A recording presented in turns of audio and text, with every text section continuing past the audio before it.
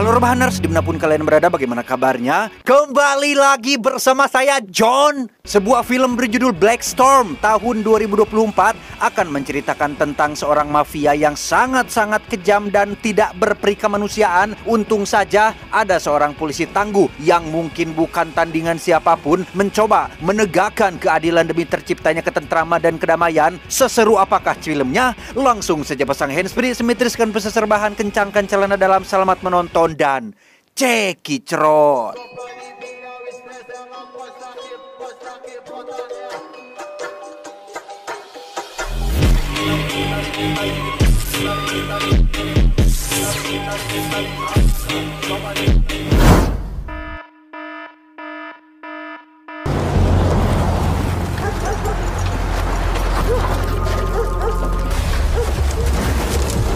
Cerita diawali dengan memperlihatkan sekelompok preman yang sedang mengamuk di tempat pengolahan sampah, di mana tempat ini rupanya dimiliki oleh seorang pria bernama Dayat. Mereka, para preman ini adalah suruhan mafia penguasa wilayah yang ingin mengambil alih lahan untuk diubah menjadi tempat wisata.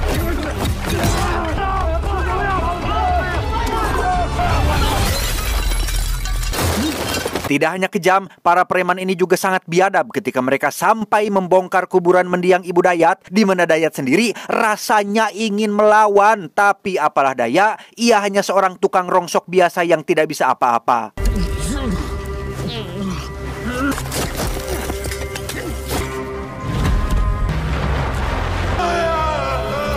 Dan kisah akan berfokus pada seorang kapten polisi bernama Kapten Lei. Ia dikenal sebagai sosok aparat yang jujur, fokus, mengikuti prosedur, taat aturan, taat hukum, anti suap, anti cari keuntungan, anti menunda-nunda, yang minta pertolongan, sangat disiplin, berani, dan takut makan uang haram.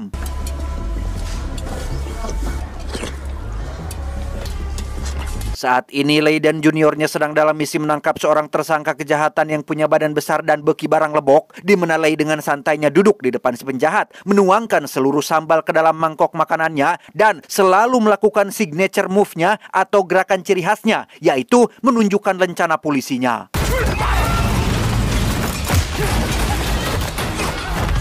Dan ya, terjadilah pertarungan antara Lei dan si penjahat. Secara postur mungkin tidak seimbang, tapi no. Lei menguasai teknik bela diri jarak dekat yang mampu menjatuhkan siapapun yang menjadi lawannya.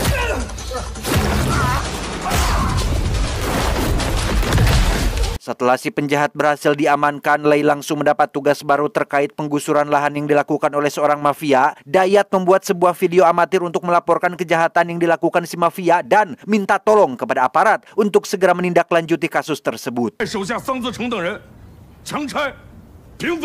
Tanpa mereka semua sadari, sesaat setelah Dayat selesai membuat video tersebut, ia didatangi oleh seorang pria misterius bernama Jang Chen, seorang eksekutor suruhan si mafia yang ditugaskan untuk menghabisi Dayat yang dianggap bebal dan sulit diajak kerjasama. Menggunakan linggis bengkok yang menjadi senjata ciri khasnya, Jang Chen pun menghajar si Dayat sampai tak berdaya, dan entah bagaimana nasib dia selanjutnya.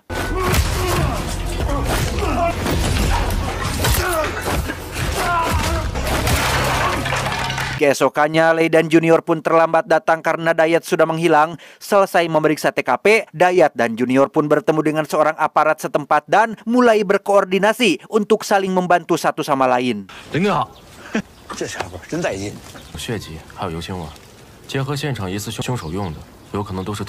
Dan mari saya perkenalkan Anda dengan sang bos mafia yang selama ini selalu menzolimi warga. Dia bernama Wei Tianlang. Kita panggil saja Tianlang. Kebetulan hari itu ada demo yang dipimpin oleh kepala desa terkait salah satu warga desanya, yaitu Dayat, yang menghilang secara tiba-tiba.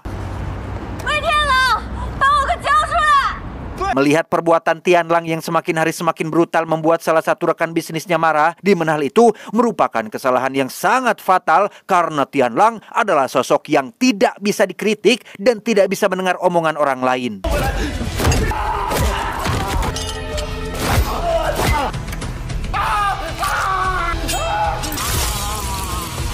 Selesai menganiaya rekan bisnisnya sendiri, Tianlang pun keluar menemui para pendemo. Alih-alih bersikap ramah dan penuh pencitraan, Tianlang justru bertindak sebaliknya. Ia malah memerahi para pendemo dan mengaku tidak ada hubungannya dengan kasus si Dayat.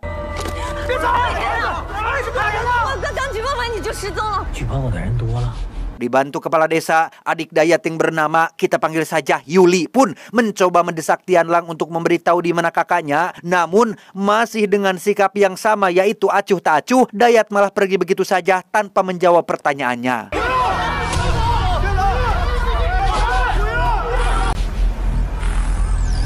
Selesai demo, kepala desa pun menemui Lei yang datang ke kantornya untuk meminta keterangan terkait apa yang sebenarnya sedang terjadi. Alih-alih memberi keterangan yang jelas dan terperinci, si kepala desa malah asik melinting bako yang menjadi udud favoritnya. Beliau tampaknya terlalu takut menyebut sosok Tianlang karena tidak ingin bernasib sama seperti warganya yang lain. Tak lama muncullah seorang petugas memberitahu terkait penemuan beberapa warga yang menjadi korban penganiayaan. Mereka rupanya sehabis disiksa oleh Jiang Chen suruhan Tianlang, sehingga makin penasaranlah Kapten Lei yang masih tidak tahu siapa orang di balik semua teror ini.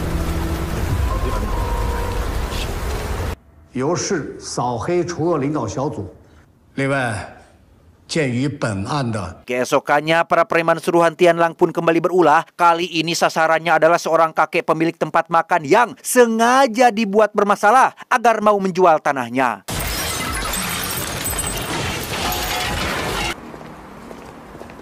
Tak berapa lama, muncullah Kapten Lei yang datang ke lokasi. Si kakek pun ditanya terkait ciri-ciri pelaku yang sudah melakukan ini kepadanya. Namun, sama seperti kepala desa, beliau terlalu takut buka suara dan memilih untuk tidak memberikan keterangan yang jelas.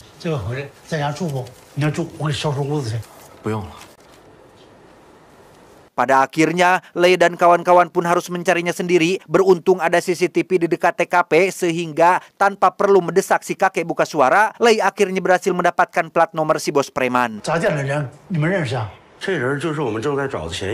Tiba di hotel tempat menginap, Lei langsung mendapat telepon dari nomor tak dikenal yang ternyata itu adalah Tianlang yang langsung to the point ingin menyuap Lei agar tidak melanjutkan investigasinya, di mana uang suap yang ditawarkan sangat tidak main-main karena singkat cerita, malam pun poek. Bermodalkan plat nomor si bos preman, Lei dan Junior pun terlihat sudah berada di tempat pijat, tempat biasa si bos dikeretak, di mana Lei langsung masuk ke sana dan diam-diam menggantikan tugas si terapis memijat si bos sehingga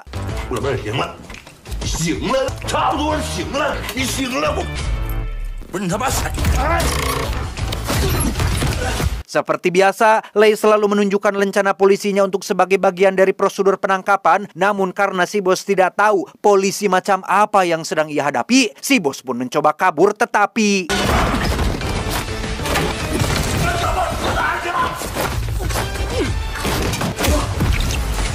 tak lama, muncullah beberapa anak buah si bos yang datang membantu. Namun mereka semua tampaknya bukan tandingan seorang Kapten Lei karena hanya seorang diri saja Lei mampu menumbangkan mereka semua dengan cukup mudah.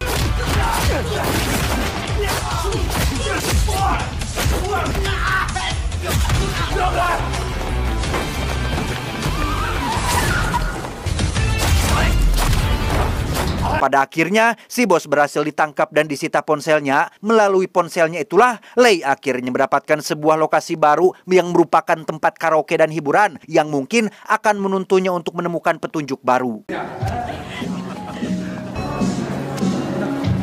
Tiba di sana, ternyata tempat ini bukanlah tempat karaoke, melainkan tempat dansa khusus para lansia, sampai muncul seorang wanita bernama Maria yang menawarkan hiburan tingkat lanjut. Disitulah Lei akhirnya sadar jika Maria ini adalah semacam calo yang menuntun para pelanggan ke tempat hiburan terselubung, sehingga seperti biasa, ia pun langsung menunjukkan rencana polisinya untuk mempercepat proses investigasi.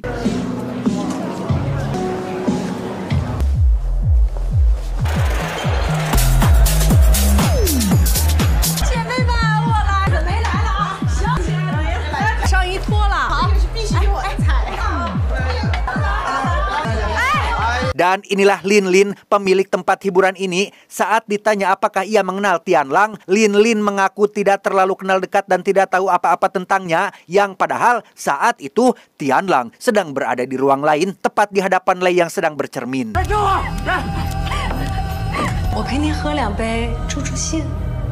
Keesokannya, Lei yang tak ingin membuang waktu lagi pun langsung mendatangi Tianlang di kantor gedung perusahaannya. Mengetahui Lei akan datang, Tianlang sudah menyiapkan sebuah meja makan penuh dengan makanan mahal dan langka seperti sangrai uncal, angeun bagong, goreng bonteng, tutug sampe, dan lain-lain yang sedikit pun tidak membuat Lei tertarik.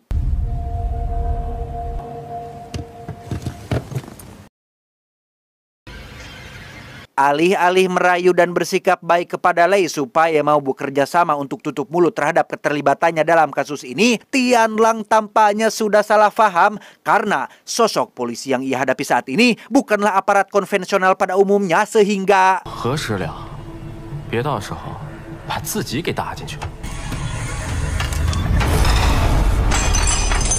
dan ya, Tianlang akhirnya menunjukkan sosok aslinya dengan mengatakan jika dirinya adalah orang berkuasa, banyak duit, banyak kenalan, tak tersentuh, dan mampu membeli hukum. Tetapi Lei sedikit pun tidak gentar. Ia dengan tenangnya menjawab bahwa apapun status kamu, berapapun uang yang kamu miliki, jika sudah melanggar hukum, aku akan tetap menangkapmu. Malamnya kita akan melihat Tianlang dan Lin Lin ternyata memang bersekongkol. Mereka sudah menangkap si kakek yang saat ini terikat di kursi, di mana beliau benar-benar disiksa habis-habisan karena dianggap telah buka mulut perihal keterlibatannya dalam kasus ini. Kembali ke Kapten Lei yang baru sampai di hotel tempatnya menginap, di mana saat ia baru masuk lift, ada pasangan kekasih yang juga ikut masuk. Seperti yang bisa Anda tebak, mereka berdua adalah orang suruhan Tianlang yang dikirim untuk membunuh Lei, sehingga terjadilah pertarungan di tempat sempit yang akan membuat Anda teriak histeris.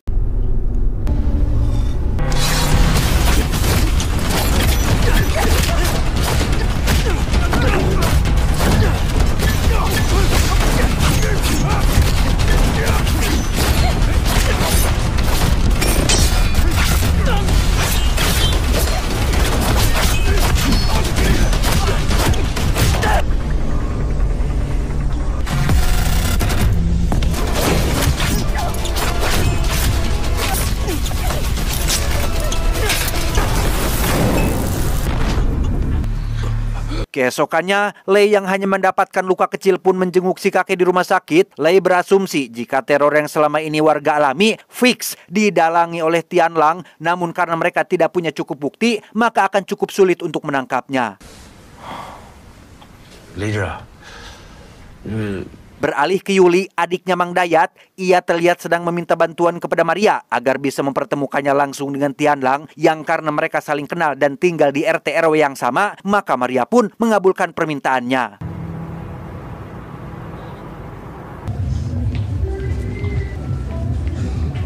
Berlokasi di ruang hiburan, Yuli tanpa malu bersujud memohon agar Tianlang memberitahu di mana Dayat kakaknya berada. Bukan apa-apa, setelah kematian ibu mereka, Yuli tidak punya siapa-siapa lagi kecuali Dayat. Terlebih lagi, saat ini Yuli masih kuliah dan hanya dibiayai oleh kakaknya, sehingga untuk memberinya kesempatan, Tianlang pun meminta Yuli untuk menanggalkan seluruh pakaiannya dan... ya, ternyata niat Yuli menemui Tianlang adalah untuk mendapatkan rekaman pengakuannya agar bisa diserahkan kepada polisi, sehingga celakalah Yuli yang harus berada di kandang macan karena Tianlang langsung menghabisinya dan membuang jasadnya ke sungai.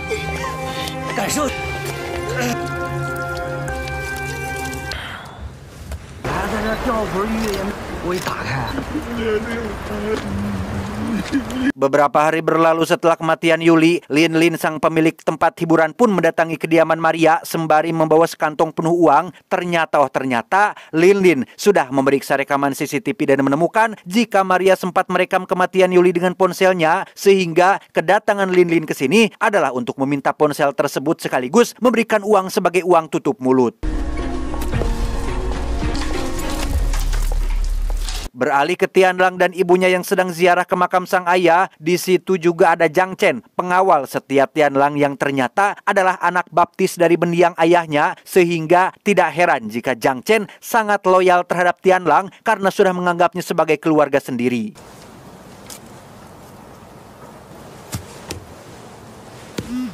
Di Di sini jugalah akhirnya terungkap alasan kenapa Tianlang begitu kejam kepada semua penduduk desa. Ternyata itu semua ia lakukan bukan semata-mata karena ingin menguasai lahan, melainkan ada penyebab lain yang lebih masuk akal. Rupanya semua dilandasi oleh kematian sang ayah akibat diracun oleh salah satu warga desa. Kasus itu belum terpecahkan, pelakunya masih bebas berkeliaran, sehingga untuk melampiaskan balas dendamnya, Tianlang sengaja membuat warga desa menderita sebagai balasan atas kematian ayah tercinta. Sang ibu sebenarnya tak kurang-kurang memperingatkan putranya untuk jangan melakukan hal itu, tapi tampaknya kehilangan yang dialami oleh Tianlang terus menghantuinya seumur hidup dan memang sudah bertekad untuk terus membuat warga desa menderita sampai pelaku yang meracuni ayahnya berhasil ditemukan. Beralih ke Maria yang sedang pesta narkoboy bersama dengan dua teman prianya, alih-alih kabur sejauh mungkin dengan uang pemberian Lin Lin, Maria tampaknya memilih untuk menikmatinya di tempat ini, tanpa sadar jika Lin Lin dan Tianlang sudah mengirim Jiang Chen untuk mengeksekusinya. Dan inilah yang terjadi.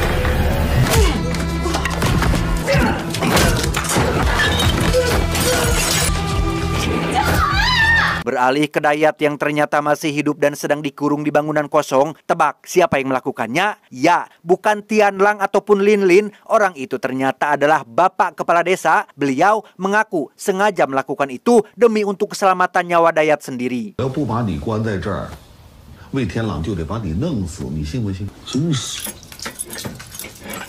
Saat Dayat bertanya tentang keadaan Yuli adiknya, bapak kepala desa pun mengatakan bahwa semua baik-baik saja. Padahal Yuli baru saja ditemukan mati setelah dihabisi dengan sangat keji oleh Tianlang. Hari demi hari berlalu dengan desakan warga yang meminta Lei dan para polisi segera menangkap Tianlang. Namun dengan bukti yang tidak mereka miliki, Lei dan kawan-kawan pun belum bisa melakukan apa-apa, sehingga Tianlang yang merasa di atas angin pun terus bertindak arogan dengan menyiksa dan mengancam satu persatu warga agar tetap tutup mulut, yang pada akhirnya membuat seluruh warga semakin menderita. Dan Anda mungkin akan sangat dibuat terkejut saat baru mengetahui jika bapak kepala desa ternyata juga ikut bersekongkol dengan Lin Lin dan Tianlang. Mereka adalah satu komplotan yang saling bersimbiosis mutualisme, saling mengambil keuntungan satu sama lain, dan tidak ada orang yang mengetahui tentang hal ini. Melihat Jiang Chen selalu ngingintil dan tahu banyak hal tentang persekongkolan ini, bapak kepala desa dan Lin Lin pun jadi khawatir apabila Jiang Chen suatu saat tertangkap polisi dan tidak punya pilihan lain selain menyebutkan siapa saja yang ikut terlibat. Sehingga demi membuktikan seberapa setianya Jiang Chen, Tianlang pun menyuruh untuk potong lidah demi membuktikan kesetiaannya pada majikan. Keesokannya, Lei terlihat menemui Lin Lin untuk menyelidiki kasus kematian si Maria, di mana ia justru malah tak sengaja melihat petunjuk lain berupa linting udut bekas si kepala desa. Tanpa mempertanyakan hal itu, Lei pun diajak ke ruang ganti baju dan tiba-tiba Jiang Chen diutus Tianlang untuk menghabisi Lin Lin yang dianggap calon ancaman. Beruntung ada Kapten Lei di situ sehingga nyawanya berhasil diselamatkan. Dari situ, mereka pun terlibat kejar-kejaran sampai ke atap gedung, di mana Jiang Chen akhirnya menemukan lawan yang seimbang karena sejauh ini belum ada lawan yang berhasil memuaskan hasrat bertarungnya.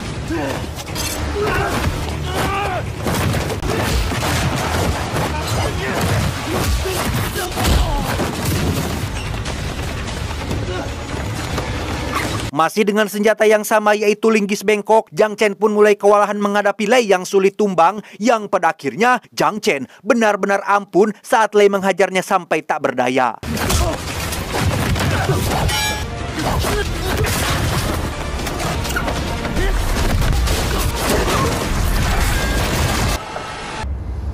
Percobaan pembunuhan yang dilakukan Jiang Chen secara otomatis menyeret nama Tianlang dalam kasus ini, sehingga Lei akhirnya berhasil melakukan penangkapan secara resmi, di mana Tianlang sendiri terlihat sedang menelepon seseorang yang punya jabatan cukup penting, yaitu Bapak Wakil Gubernur yang ternyata adalah ayah Lin Lin dan sering menerima uang suap dari Tianlang.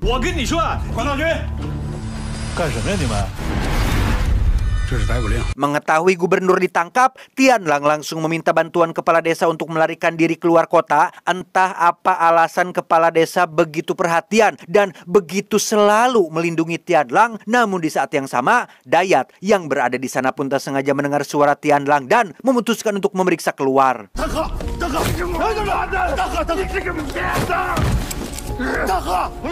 Dan ya, Dayat pun langsung menyerang kepala desa setelah mengetahui pengkhianatan yang dilakukannya. Tetapi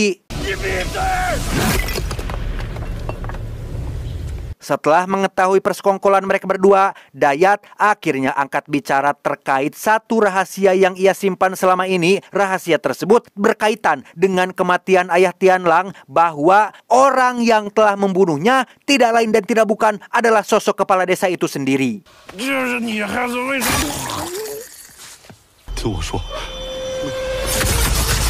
Dan ya, Tianlang pun membunuh kepala desa. Ia benar-benar tak menduga jika orang yang selama ini ia cari adalah orang terdekatnya sendiri. Dengan fakta bahwa balas dendamnya sudah terpenuhi, kini Tianlang bisa hidup dengan tenang. Namun ketika ia akan pergi, tiba-tiba berlokasi di tempat pengasapan ikan, Lei akan memenuhi janjinya untuk menegakkan keadilan, yaitu menangkap si Tianlang. Tak disangka, meskipun Tianlang bukan seorang petarung, namun ia sangat gigih melakukan perlawanan sampai-sampai pertarungan berlangsung alot dan cukup menegangkan.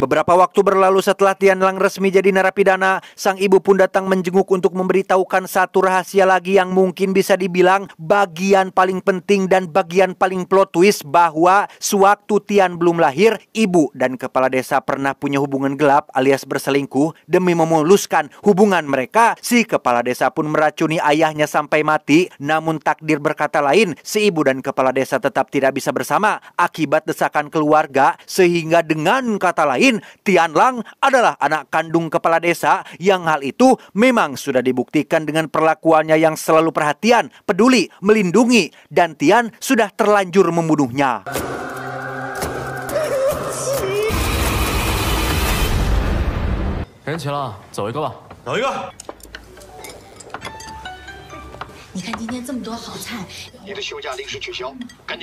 Tamat ending yang cukup mengadrenalinkan.